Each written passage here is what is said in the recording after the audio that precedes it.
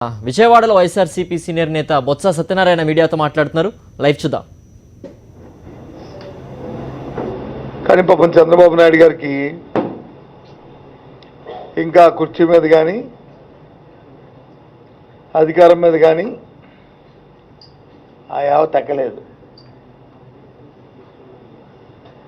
ఎన్నికలు అయిపోయిన తర్వాత ఇంకో 2 సంవత్సరాల తర్వాత లెక్క పెడితే బాగుండు, ఇంకా నాకు ఈ పదవి ఉంటే బాగుండు అని ఆయనతో ఆలోచన ఉన్నట్లు కనిపిస్తుంది మనకందరికీ. గత కొద్ది రోజులుగా ఆయన వ్యవహార శైలి చూస్తుంటే అలా అయితే పర్వాలే. ఫలితాలు అయిపోయిన తర్వాత కూడా, ఓటమి చవి చూసిన తర్వాత కూడా అదే అవగాహన మన మనసులో కానీ ఉంటే ఆ పరిణామం నుండి చాలా ప్రమాదం. ఆ సెక్రటరీ చుట్టూ తిరుగుకోనో, లేకపోతే కృష్ణానది చుట్టూ తిరుగుకో, లేదా వీధుల్లో తిరిగా నేను ఇంకా ముఖ్యమంత్రి అంటే మాత్రం ప్రమాదం. అలాంటి పరిస్థితులు రాకూడదని భగవంతుని కోరుతున్నాను. ఆయనకి అలాంటి ఆలోచనలు మానసిక రాకూడదని చెప్పని నిన్న మొన్న సమీక్షలు చేశారు. ఒక నాయకుడు అంటాడు, సమీక్షలు చేసి తప్పేంటి,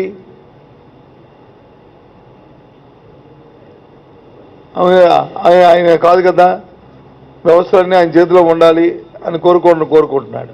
ఆయన కోరుకోవడం తప్పులే. చంద్రబాబు నాయుడు ప్రతి మనిషి ఏవో కోరుకుంటాడు. ఆయన కోరికలు అప్రమితాలు. మనకి సిద్ధాంతం కూడా ఉంది, మన ఎకనామిక్ సిద్ధాంతం, కోరికలు అప్రమితాలు. కానీ ఏ కోరికలు తీరే కోరికలు కోరుకుంటే అవి తీరుతాయి, లేదా ఆ కోరికల కోసం ప్రయత్నాలు చేస్తే సభ్యులు రావడానికి ప్రయత్నాలు అవుతాయి. కానీ ఆయన కోరికలు ఏంటి, వ్యవస్థ అన్నీ నా చెప్పు చేతుల్లో ఉండాలి, ఆఖరి ఎలక్షన్ కమిషన్ కూడా నా చెప్పు చేతుల్లో ఉండాలని కోరుకుంటాడు. దీనికి కూడా సిబిఐనో లేదా వీటినో రాష్ట్రాన్ని రాకూడదు అని ఏది ఉంటే దాని మీద కూడా ఓ చట్టాన్ని చేయడానికి ప్రయత్నం చేసేవాడు ఏంటో.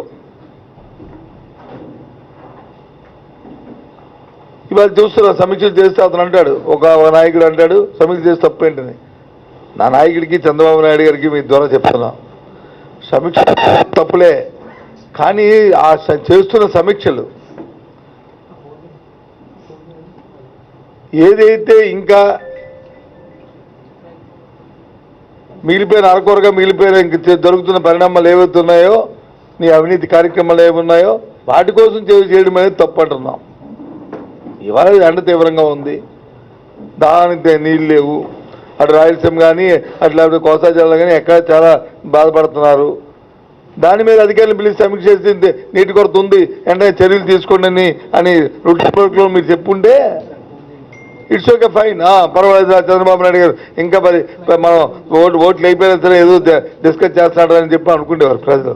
కానీ నువ్వు చేస్తున్న సమీక్ష దేనికి? ఏదైతే పాత బకాయిలు ఉండిపోయినాయో ఆ బకాయిల కోసం ఇంకా ఎందుకు రాలేదని చెప్పి సమీక్ష చేస్తున్నావు. నీకు రావాల్సిన బకాయిలు రాష్ట్రానికి కాదు, నీ అవినీతి కోసం చేస్తున్న కార్యక్రమాలు. దీనికి ఇది ఆక్షేపణ, దీనికి ఎన్నికల కమిషన్ కాదంటుంది. అందరూ తెలుసు. ఒకసారి ఎన్నికలు ప్రకటించిన తర్వాత అధికారపూర్వకమైన పర్యటనలు కానీ అధికారపూర్వకమైన సమీక్షలు కానీ చేయకూడదు, చేయడానికి వీలు పడదు అనేది. అవన్నీ ఎన్నికల కమిషన్ పరిధిలోకి అధికారులు అందరూ వస్తారు. అప్ టు ఆ డేట్ ఏదైతే కట్ ఆఫ్ డేట్ ఇస్తున్నారో ఆ డేట్ వరకు. ముఖ్యమంత్రి గారు చెప్తున్నారు జూన్ 8వ తారీఖు వరకు నాకు అవకాశం ఉందా? ఎస్, జూన్ 2వ తారీఖు వరకు ఈ ప్రభుత్వం తాలూకా అధికార పరిమితి ఉంది. 8వ తారీఖు మీరు ప్రమాణ స్వీకారం చేస్తున్నారు, అంతవరకు ఉంది. ఓకే, ఎన్నికలు అయిపోయిన తర్వాత, ప్రజలు మిమ్మల్ని తిరస్కరించిన తర్వాత, ప్రజలు కాదనుకున్న తర్వాత ఇంకా ఉన్నారంటే, ఉండాలని కోరుకున్నది నీ మనసులో అంటే అది దేనికి దారితీస్తుందో, ఏ విపత్కరమైన పరిస్థితులకి నీ మానసిక పరిస్థితులకి దారితీస్తుందని మాట్లాడాలి అనుకుంటుంది మేము. అంతే, ఇంకంతకంటే ఏం కాదు. అందుకు దయచేసి మాట్లాడినప్పుడు పెద్దలు మాట్లాడినా ఒక పరిణితి చెందిన ఒక బాధ్యతగా వ్యక్తులు మాట్లాడుతున్నప్పుడు జాగ్రత్తగా మాట్లాడుకోవాలి. చంద్రబాబు నాయుడు అన్ని వ్యవస్థలు కావాలి ఆయనకి. అసలు వ్యవస్థలకు అతీతుడిని అనేటట్లు ప్రభుత్వానికి ప్రయత్నం చేస్తాడు.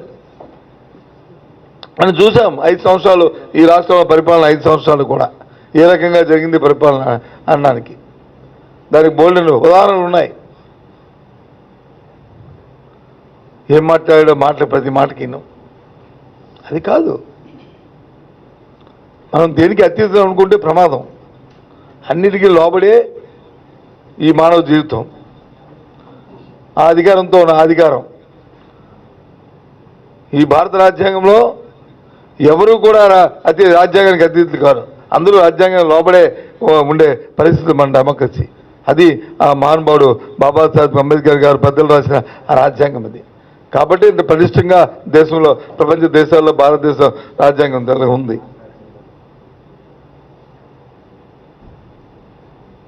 ఆయన మాట్లాడతాడు. ఉట్టికెగనమంట స్వర్గానికి ఎగిందని సామెతున్నట్టుగా ఇక్కడ వచ్చి లేదంటే వెళ్ళిపోయి ఇంకా విదేశాల్లో అంటారు. మొన్న ఎప్పుడో ఒక ప్రెస్ మీట్లో చెప్పాను. ఇవాళ చంద్రబాబు నాయుడు గారు ఎప్పుడు ఎన్నికల ముందే చెప్పారు, ఈ రాష్ట్రంలో పూర్తిగా విశ్వాసం కోల్పోయారు, ప్రజా విశ్వాసం. ఈ రాష్ట్రంలో అన్ని రాజకీయ పార్టీల తాలూకు విశ్వాసాన్ని చంద్రబాబు నాయుడు గారు కోల్పోయారు.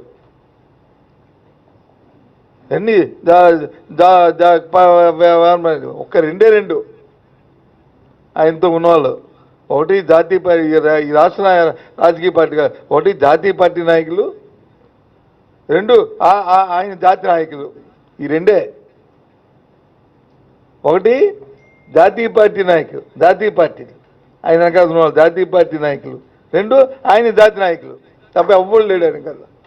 యావత్ ప్రపంచం మొత్తం రాష్ట్రంలో ఉన్న అన్ని రాజకీయ పార్టీలు, అందరూ ప్రజలు అందరూ ఆయన తిరస్కరించారు. ఈ రెండే మిగిలిపోయినాయి ఆయనకి. మొన్న ఎప్పుడు వైజాగ్లో చెప్పాను నేను ఈ మాట. ఎందుకంటే ఆయన పరిపాలన విధానం ఆ రకంగా ఉండేది. ఏ ఒక్కరిని కూడా ఆయన విశ్వాసం తీసుకోలే, ఏ ఒక్కరికి కూడా ఇచ్చిన మాట నిలబెట్టుకోలే. అందరికీ మోసం, దగా, దీంతోనే ఆయన తాలూకా కార్యక్రమాలు చేశాడు. పైపొచ్చి ఇవాళ మళ్ళీ మనం మాట్లాడుతున్నాం. నిన్న ఇప్పుడు టెలికాన్ఫరెన్స్లో వచ్చి ఏదో చెప్పాడంట. నిన్న మొన్న వాళ్ళు తాలూకా మా కేడర్తో రోజు ఆయన టెలికాన్ఫరెన్స్ మాట్లాడతారు కదా, దాంట్లో చెప్పాడంట, మళ్ళీ నేను అధికారంలోకి రాబోతున్నాను, నేను ఒక్కడనే ముఖ్యమంత్రి పదవికి వచ్చి ప్రమాణ స్వీకారం చేస్తాను, మీతో పరిచయాలు ఉన్న వైఎస్ఆర్సీ పార్టీలో శాసనసభ్యులు ఎవరైనా సరే పోటీ చేసిన పరిచయాలు ఉంటే వాళ్ళతో పరిచయాలు పెంచుకోండి, మళ్ళీ ఇదొక లాలుచ్చి ఇదొక మోసానికి తర. చంద్రబాబు నాయుడు గారు ప్రజలు అమాయకులుగా రాళ్ళతో కొడతారు, రాళ్ళతో పరిగెట్టించేస్తారు ఆంధ్ర రాష్ట్రం నుంచి. ఎలాగా నువ్వు అమరావతి ఇల్లు లేదు నీకు, ఎలాగ ఉన్నాయి మీ సొంత ఇల్లు వచ్చి హైదరాబాద్ ఉంది, ఎలాగ హైదరాబాద్ బాగా మార్చుకోవాలి, లేకపోతే ఈ జాతీయ పార్టీలు ఎవరిని అడిగి ఏదో రాష్ట్రంలో వెళ్ళిపోయి ఉండాలి. ఇలాంటి కుతంత్రాలు ఏమైనా కుయక్తులు చేస్తే ఇది వాస్తవం కాదా? ఇది నిజం కాదా? ఇది అబద్ధమా? చుమ్మడిమంటారా? మీరు చెప్పిన డిస్కషన్ని మీరు మాటల్ని తయారుగా ఉన్నారా? మీరు నవ్విపోతారు. ఏంటిది ప్రజాస్వామ్యం అంటే? అంత అపాసం అయిపోయిందా? అంత ఆట్లాటగా ఉందా? అంత తమాషాలుగా ఉందా? ప్రజలంటే ఓటు అంటే ప్రజలు ఓటు ఎక్కుతో వినియోగించుకొని ఓటు ఎక్కుతో గెలిచిన నాయకులు అంటే అంత అమాయకంగా ఉందా? చే ఇంకా ఆలోచన సరళి మారలే, ఇంకా బుద్ధిలో మార్పు రాలే, ఇంకా ఏదో విధంగా ఏదైనప్పటికీ కూడా నిండా నూరేళ్ళు ప్రజాస్వామ్యం వద్దిరుతుంది. అందుకే ప్రజాస్వామ్యం డెమోక్రసీకి ప్రజాస్వామ్యానికి జిందాబాద్ అంటారు. అందుకే ఇంతవరకు కూడా నిలబడింది ఈ దేశంలో, ఇవన్నీ మన రాష్ట్రంలో కానీ. అంతే మీద ఎప్పుడు కూడా న్యాయానిది, ధర్మానిది. చిత్తశుద్ధి ఎవరైతే పనిచేస్తారో, ఏ ప్రభుత్వాలు అయితే పనిచేస్తాయో, చిత్తశుద్ధి ఎవరైతే ప్రజలతో మమేకమవుతారో, ఇచ్చిన మాటను ఎవరైతే నిలబెట్టుకుంటారో వాళ్ళకే ఎప్పుడు కూడా విజయం కట్టబెడతారు. అది 2 రోజుల్లో వాస్తవం తేలుతుంది. అంతేగాని రోజుకో కుటుంబెట్టుగా రోజుకో మాయా మోసం చేసుకొని ఇంకా పాత బకాయిలు వచ్చి వసూలు చేసుకోవడానికి, ఇంకా ఇచ్చిన కమిషన్లు అగ్రిమెంట్లు వచ్చి చేసుకోవడానికి. ఎప్పుడో ఇవాళ ఉదయం ఎవరో ఒక ఫ్రెండ్ చెప్పాడు, ఒక వాట్సాప్లో ఒక మెసేజ్ కూడా పంపించాడు. ఎన్నికల నోటిఫికేషన్ ఇచ్చిన తర్వాత కాన్ఫిడెన్షియల్ జీవోలు అని చెప్పి 18 జీవోలు ఇష్యూ చేశాడు. 18 కాన్ఫిడెన్షియల్ జీవోస్. కాన్ఫిడెన్షియల్ జీవో ఏంటి? ఇందులో అయిన తర్వాత దేశం మీద ఏమైనా దురాక్రమణ, రాష్ట్రం ఏమైనా దురాక్రమణ జరుగుతుంది, ఇంకో రాష్ట్రం వచ్చి ఇక్కడ దురాక్రమణ చేస్తుందా? ఇందులో సీరియస్ ఏంటి? ఇందులో కాన్ఫిడెన్స్ ఏంటి? ఇందులో దాపరికం ఏంటి? ఎన్నికల నోటిఫికేషన్ వచ్చిన తర్వాత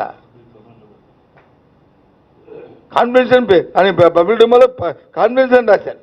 ఏంటి కాన్ఫిడెన్స్లు? ఇవన్నీ బయటకు వస్తాయి. నీ చరిత్ర మొత్తం బయటకు వస్తుంది.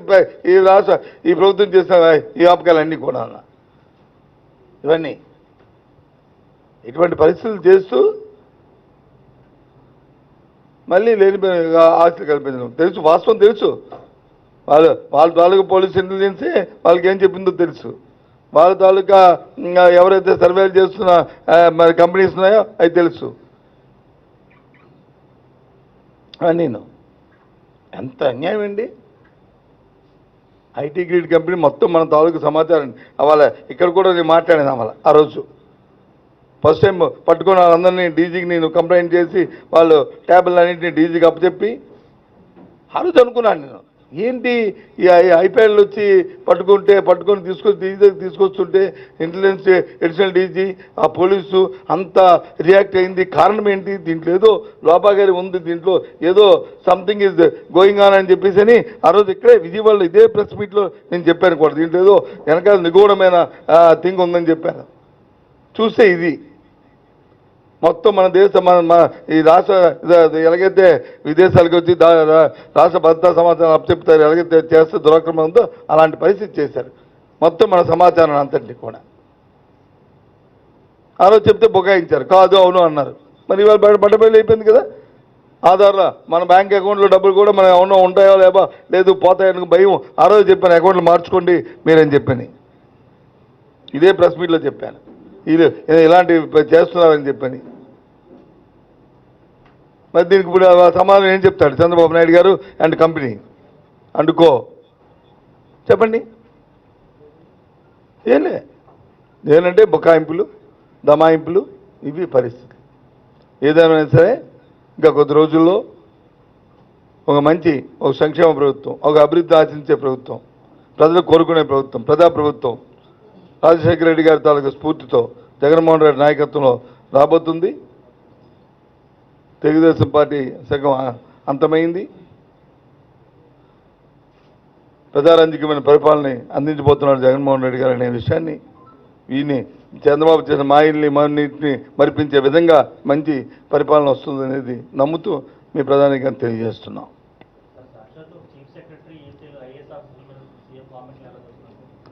మళ్ళీ చెప్పండి.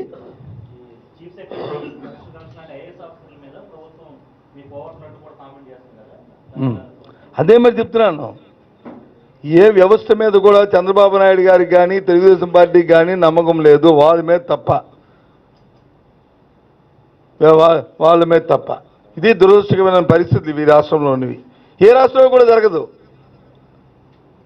ఎక్కడ కూడా ఇలాంటి కామెంట్స్ వచ్చిన పరిస్థితి లేవు. వ్యవస్థను నమ్ముకోకుండా మళ్ళీ ఆ రోజు అన్నారు, ఏమన్నారు? ఆంధ్ర పోలీసులు మీరు నమ్మరా, మీరు ఇంకో పోలీసులు నమ్ముతారు అన్నారు. మేము చెప్పాం ఆ రోజు, ఈ డీజీపీ కింద పనిచేస్తున్న ఈ చంద్రబాబు నాయుడు కింద పనిచేస్తున్న పోలీసులు మీరు నమ్మే పరిస్థితి లేదు. మాకు ఆంధ్ర పోలీసులు చాలా ఎఫెక్టివ్గా ఉన్నవాళ్ళు. ఆంధ్రప్రదేశ్ పోలీస్ వ్యవస్థ చాలా పటిష్టంగా ఉన్న వ్యవస్థ. అలాంటి వ్యవస్థని చిన్నాపనం చేస్తున్నాడు ఈ చంద్రబాబు నాయుడు, ఈ డీజీపీ అని చెప్పాం. ఆ రోజు చెప్పాం మేము. దాని మీద ఇవాళ కూడా మేము దాన్ని స్టిక్ అయి ఉన్నాం. ఎందుకంటే మన వ్యవస్థ చాలా పటిష్టమైంది. దాన్ని టూటుబుల్ సార్ దానికి వాళ్ళు చూసాం. మనం ఏం చేశారు? చీఫ్ సెక్రటరీ మార్చి, ఎందుకు చీఫ్ సెక్రటరీ మార్చారు? కారణం ఏంటి?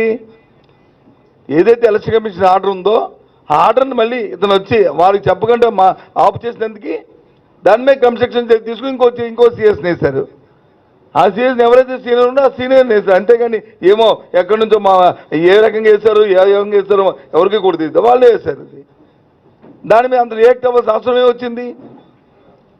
సబ్స్టాండర్డ్గా మాట్లాడాల్సిన అవసరం వచ్చింది? చంద్రబాబు నాయుడు పవిత్రుడా?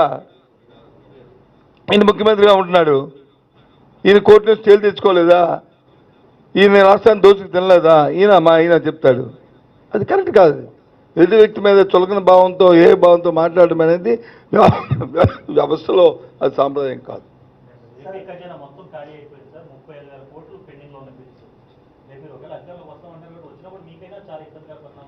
సార్, పరిణామాలు చాలా ఇబ్బందికరమైన పరిణామాలు, ఆర్థిక పరిణామాలు చాలా రాష్ట్రంలో తీవ్రంగా ఉన్నాయి. దానికి కారణం ఆ రోజు చెప్పాం, 90,000 కోట్ల అప్పున్న ఈ రాష్ట్రాన్ని 2,50,000 కోట్ల పైచిలికి, 1,000 కోట్ల పైచిలికి అప్పు తీసుకెళ్ళిపోయినాడు. అనవసరమైన ఖర్చులు పెట్టు, అవినీతి కోసం వచ్చి ఎస్టిమేట్లు పెంచుకొని అటు ప్రాజెక్టులు కానీ లేకపోతే వాళ్ళకి కానీ వాళ్ళ సొంత ఖజానాలకు దోచుకునే పరిస్థితులు ఉన్నాయి. ఇవన్నిటి కూడా స్ట్రీమ్లైజ్ చేయాలి. చాలా ఒక బృహత్తరమైన కార్యక్రమం ముందుంది వచ్చే జగన్మోహన్ రెడ్డి గారి ప్రభుత్వానికి రాబోయే కాలంలో. చాలా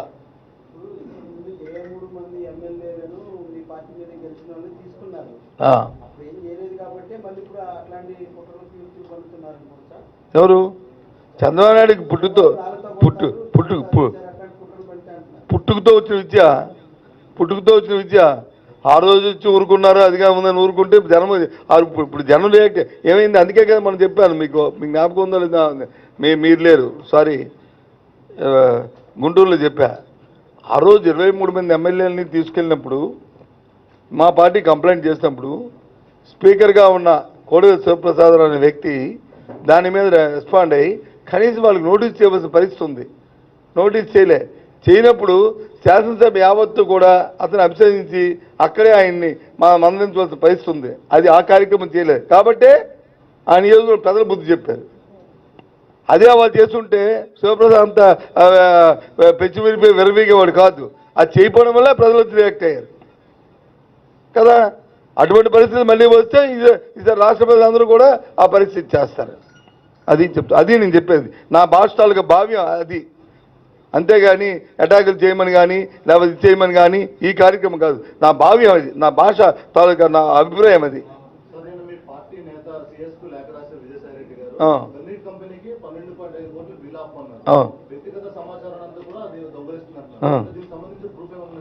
ఉండబెట్టే కదా రాశారు. రాకుండా ఎందుకు రాస్తారండి? నా ఫోన్ అండి, నాకు తెలిసి దగ్గర సంవత్సరం బట్టి నా ఫోన్ ట్యాప్లో ఉంది పోలీస్ ఇంటెలిజెన్స్ వ్యవస్థలో. నేను 100% చెప్తున్నాను. కాదని చెప్పిన పోలీసులు స్టేట్మెంట్ ఇవ్వనండి, నేను దానికి అప్పుడు చెప్తాను. 1 year బట్టి అయినా నేను దీంట్లో మాట్లాడతాను. ఏముంది? నేనే విద్రోహ శక్తులు చేస్తారా, దేశద్రోహం చేస్తాను? కాబట్టి రాజకీయంగా వాళ్ళతో వీళ్ళతో మాట్లాడి తెలిసిపోతే దానికి తగ్గట్టు కార్యక్రమాలు నడిపించుకుంటాం. కానీ ఇటువంటి పరిస్థితుల్ని అభద్రతతో రాష్ట్రంలో ఉన్న ప్రజలు కానీ నాయకులు కానీ బతికే పరిస్థితి ఉంటే ఇంకేంటి డెమోక్రసీ? ఈ పరిస్థితులు జరిగే తెలుగుదేశం ప్రభుత్వంలోనూ చంద్రబాబు నాయుడు నాయకత్వంలో అధికారులకు, పోలీసు అధికారులు కొంతమంది తొత్తుల కింద పనిచేశారు. నాకు తెలిసి చాలా రెస్పెక్ట్గా ఉన్న పరిస్థితులు నేను 10 సంవత్సరాలు మంత్రిగా చేశాను. అందుకని అది ఎంత దీనిగా ఉన్నాడో అది ఆ రకంగా వచ్చింది. బాధ అనిపిస్తుంది అసలు ఆ మాటలు విన్నా, అప్పుడు చూసిన మనీ చూస్తే.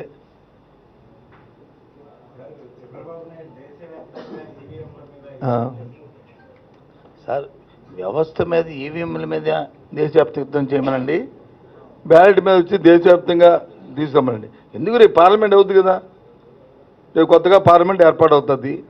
పార్లమెంట్లో బిల్లు పెట్టి, ఓ ప్రైవేట్ బిల్లు పెట్టి లేదా బిల్లు పెట్టి అందరూ కలిసి ఈవీఎంలు వద్దు అంతా కలిసి మళ్ళీ బ్యాలెట్కి వెళ్దామని చెప్పి చేయించమని తప్పేముంది? సక్సెస్ అవుతుంది కదా. అందరూ కలిసి పార్లమెంట్ అందరూ కలిసి ఏకగ్రీవంగా ఆమోదిస్తే ఎస్ అవుతుంది, తప్పేం లేదు కదా. ఏదైనా ఒకటే బెనిఫిట్ కదా అందరికీను, తప్పైనా ఒప్పిన ఒకటే కదా. మేము అడుగుతుంది ఏంటంటే, నువ్వు ఈవీఎంలో ఇవాళ తప్పు జరుగుతున్నాయి అంటున్నావు. కారణం ఏంటి? భారతీయ జనతా పార్టీ కుట్ర పన్ని ఆ ఈవీఎంని కేంద్రంలో నాయకత్వంలో ఎన్డీఏ ఉంది కాబట్టి వాళ్ళు దీంతో ఎలక్షన్ కమిషన్ కుమ్మక్కే చేస్తారనేది అతని అభియోగం కదా. మరి 2004లో ఎవరితో ఇల్లాడుతున్నా? చంద్రబాబు నాయుడు గారు ఎన్డీఏతో 2014లో మరి వాళ్ళతోనే ఎన్డీఏతోనే కదా. అప్పుడు కానీ రెండు కలిపి పార్టీ కలిపి అలాంటి కుమ్మక్క జరిగి ఉందని అన్నప్పుడు ఆయన చెప్పింది కరెక్ట్. అంటే జగన్మోహన్ రెడ్డిని మోసం చేసి, జగన్మోహన్ రెడ్డి గారిని మండలం చేసి వీళ్ళు ఇలాంటి కొత్తంతాలు పని ఆయన ఎందుకు ఎన్నుకోబడ్డాడని అర్థం కాదు. అది మా రోజు నువ్వు ఎలాగ ఎన్నుకోబడ్డావు, కారణం చెప్పు. అది కానీ అయితే కరెక్ట్. ఎన్డీఏతో నీకున్న అప్పుడు చేశారు, ఇప్పుడు కూడా చేస్తారు అనుమానం అందుకో కరెక్ట్ నువ్వు చెప్పింది. అప్పుడు జరిగిందా? లేదా అప్పుడు జరగలేదు దానికి ఇప్పుడు ఎలా జరిగిందంటావు? కరెక్ట్ కాదు కదా. 30% వచ్చి ఈవీఎంలు వచ్చి పనిచేయలేదు అంటావు. మరి నా కాన్స్టిట్యున్సీలోను లేదు, మా జిల్లాలోను 0.1-2% ఈవీఎంలు. అంటే ఒక నియోజకవర్గంలో 4-5 కొద్దిగా ఆలస్యమై కొద్దిగా మనాయించడం, వస్తే చెక్ చేయడం, మళ్ళీ తిరిగి అవి పనిచేయడం అనేది జరిగింది. ఆ ఆలస్యాన్ని వచ్చి 1 or 2 hours ఆ తర్వాత ఎక్స్టెండ్ చేశారు. అది వాస్తవం. అది అందరికీ అటు అన్ని పార్టీలకే సేమ్ బెనిఫిటే కదా. అది వచ్చి ఒకటే ఇబ్బంది, ఒకటే లాభం, రెండు సైమల్టేనియస్ ఉంటుంది. దీంట్లో ఏమైంది? మాకు ఈసీ అనుకూలం ఏంటి? మాకు ఈసీ అనుకూలం చేస్తే డీజీపీని అంటే మార్చవలసింది. ఆ రోజు ఎలాగండి యాదవ్ గారిని మార్చారు, ఎస్ఎస్బీ యాదవ్ ఏ రకంగా మార్చారు ఆ రోజు? అంటే ఆ రోజు వచ్చి చంద్రబాబు నాయుడుకి అనుకూలంగా ఎస్ఎస్బీ యాదవ్ మార్చారా? ఆ రోజు చంద్రబాబు నాయుడు ఎస్ఎస్బీ యాదవ్ మార్చినప్పుడు ఢిల్లీలో ఇచ్చిన ఆయన తాలూకా స్టేట్మెంట్ ఏంటి? పత్రికాముఖంగా అవే మాకు తెలియదు అనుకున్నాడా? లేదు ప్రజలందరూ వెళ్ళలేదు అనుకున్నాడా ఆయన? మరి ఈరోజు ఎలాగ మాట్లాడతాడు? అంటే ఆయన చేస్తే అది మా ఒప్పు, మేము ఇంకో చేస్తే తప్పు. ఎక్కడ చూద్దామండి బాబు. అందుకే అంటున్నాను నేను, వ్యవస్థలన్నీ ఆయన చెప్పు చేతుల్లో ఉండాలి. ఆయన సిట్ అంటే సిట్, డౌన్ అంటే డౌన్, స్టాండ్ అంటే స్టాండ్, ఆ లైన్లో ఉండాలని కోరుకుంటున్నాడు. పాప అతను కోరుకుంటున్నాడు. అతను కోరుకోవడంలో తప్పు లేదు. అతను నేను అతిథినే ఉండాలి, అన్ని శక్తులు నా చేతిలో ఉండాలి, నేను పాతాల పేరు మంత్రులాగా హాంపొట్టు అంటే అది ఆగిపోవాలి, హాంపొట్టు అంటే నడవాలనుకుని కోరుకోవడం తప్పు కాదు.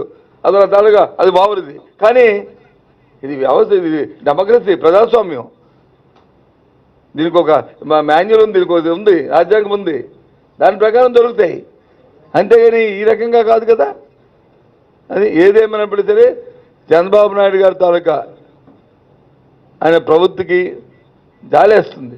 ఆయన తాలూకా మానసిక ఏమంటారు దానికి, ఇది నేను చూస్తుంటే జాలి పడాలో లేదా బాధపడాలో లేకపోతే యావగింపు చేసుకోవాలో హేళన చేయాలో ఏ భాష వాడాలో అర్థం అవ్వట్లే.